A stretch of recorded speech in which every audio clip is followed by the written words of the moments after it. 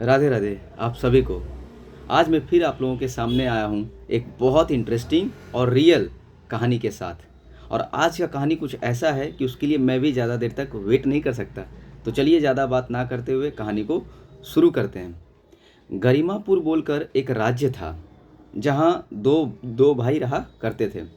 एक का नाम, बड़े भाई का नाम था जयदीप और छोटे भाई का नाम था हरी। उनके पिताजी का एक ढाबा था, लेकिन उनके पिताजी का गुजर जाने के बाद बड़ा भाई ने उसके ऊपर में दखल कर लिया था, वो ढाबा के ऊपर में। हालांकि छोटा भाई का भी बनता है, लेकिन छोटा भाई काफ़ी सीधा साधा था। उसने कोई अपने बड़े भाई से बैर विवाद नहीं किया। वो सीधा वो छोड़कर चला जाता है, दूसरे जगह पे वो जीवन यापन करना शुरू कर देता है। कुछ भी मजदूरी करके वो अपना जीवन यापन करता है। और यहीं पे उसका जो बड़ा भाई था जयदीप, वो ढाबा से काफ़ी सारा धन कमाकर, काफ़ी सारा पैसा कमाकर बड़ा बड़ा घर, बड़ा बड़ा ये वो बहुत तरक्की कर लेता है। लेकिन फिर भी छोटे भाई हरी को कोई इससे दुख नहीं होता है, क्योंकि वो तो अपने में कमाता था और अपने खाता था और सुखी से रहता था बस। एक दिन क्या हुआ, जो राज्य का जो राजा था, राज्य के राजा जो थे नंदलाल, वो सोचे कि आज क्यों नहीं जाकर मैं थोड़ा अपने राज्य को देखूंगा कि लोग कैसे रहते हैं, एक दूसरे के साथ लोग कैसे अपने जीवन को यापन करते हैं। तो वो राजा निकलते हैं और पहले वो जाते हैं जयदीप के घर। अब जब जयदीप के घर जाते हैं और बोलते हैं, वो अपने भेष को बदल लेते हैं राजा। वो एक गरीब मोची के भेष में आ जाते हैं। फटा थोड़ा कपड़ा और फटा था, जिससे कि कोई उन्हें पहचान ना सके। अपनी रूप को पूरा तरीका से परिवर्तन कर लेते हैं। अब जब जयदीप के पास जाते हैं और दरवाज़ा खटखटाते हैं और बोलते हैं कि मुझे कुछ भोजन चाहिए, मैं बहुत भूखा हूँ, आप कृपा करके मुझे कुछ भोजन दे दीजिए। बहुत विनती करते हैं, बहुत, लेकिन उसके घर में पर्याप्त भोजन होने के बाद भी वो मना कर देता है और वहाँ से भगा देता है। तो फिर वो सोचते हैं, राजा सोचते हैं मन में कि कैसा हमारे राज्य में कैसे कैसे लोग हो गए, इतने इतने धन होने के बाद भी, इतने धन, पर्याप्त धन भोजन होने के बाद भी लोगों का मदद नहीं करते हैं। अब वो सोचते सोचते फिर वो अब हरी के घर जाते हैं। अब हरी के घर जाते हैं तो वो ठहरा बेचारा एक गरीब मजदूर, वो ठकठकाते हैं रूम। उसके बाद फिर से वो वही प्रश्न करते हैं कि मैं बड़ा भूखा हूँ, बड़ा गरीब हूँ, अभी मेरे पास भोजन नहीं है, कृपा मुझे कुछ आप, विनती करता हूँ, भोजन करा दीजिए।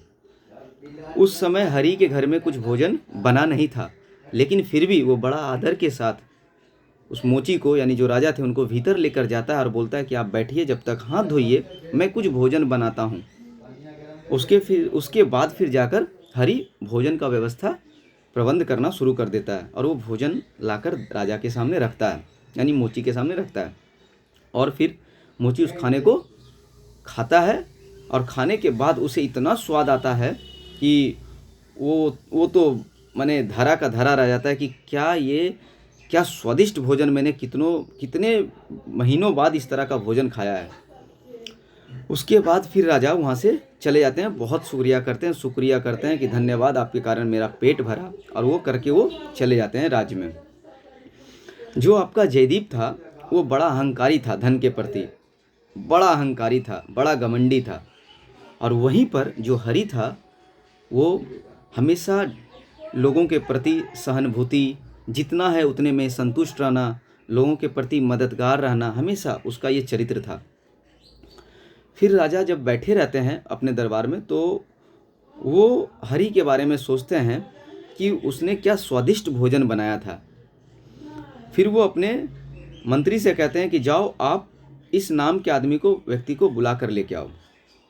वहीं पे हरी को बुलाने के लिए मंत्री जाता है और दूसरे तरफ जयदीप का ढाबा में आग लग जाता है। गैस लीकेज वगैरह के कारण, कुछ लीक के कारण उसके वहाँ पे आग लग जाता है ढाबा में, और उसका ढाबा लगभग जलकर समाप्त हो जाता है। और दूसरे तरफ राजा के जो मंत्री थे, वो हरी को लेकर राजा के दरबार में जाते हैं और राजा कहते हैं कि जो पिछले दिन जो आपके पास एक मोची गया था, आपने जिन्हें भोजन करवाया था, वो और कोई नहीं था, वो मैं ही था।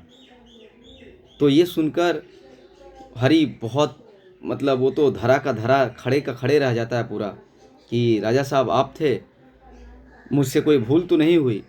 बहुत सहानुभूति दिखाने लगता है। राजा ने कहा कि आपका हाथ का भोजन मुझे बहुत स्वादिष्ट लगा, आप ऐसे क्या करते हैं? तो उसने बताया कि सरकार मैं तो एक जगह पे जाके नौकरी करता हूँ, मज़दूरी करता हूँ, लेकिन हालाँकि मुझे खाना बनाने का बहुत शौक़ था। वो खाना बनाने में बहुत माहिर था। राजा बोलते हैं कि ठीक है, आज से मंत्री को बोलते हैं आज से जो रसोइया है उसका हेड जो शेफ़ है वो हरि को बनाया जाए, और उसे एक पूरा बैग सोना का सिक्का भर कर उसे देते हैं और बोलते हैं कि आपको हर महीना अच्छा तनख्वाह भी मिलेगा। आप राज्य का हेड शेफ़ आज से बनाए जाते हैं, हेड कारीगर। यानी आप ध्यान से देखिए, एक तरफ जयदीप, क्या था, क्या हो गया, एक तरफ हरि, क्या था, क्या हुआ। यानी अगर इस कहानी को हम लोग समर अप करते हैं तो इस कहानी से हम लोग क्या सीखते हैं? इस कहानी से हम लोग ये सीखते हैं कि कर्म जो होता है ना, वो छोड़ता नहीं है। हाँ, भले वो संग-संग ना मिले वो अलग बात है, लेकिन वो कभी ना कभी घूर फिर कर मिलता है। यानी अगर हम लोग अच्छा देते हैं किसी को तो हमें भी रिटर्न में अच्छा मिलता है, और अगर किसी को बुरा देते हैं तो हमें भी वो घूर कर कई गुना होकर बुरा ही मिलता है। यानी जैसा कर्म हम लोग करते हैं उसी तरह से उसका फल भी हमें मिलता है। इस कहानी का यही सार था। Thank you so much.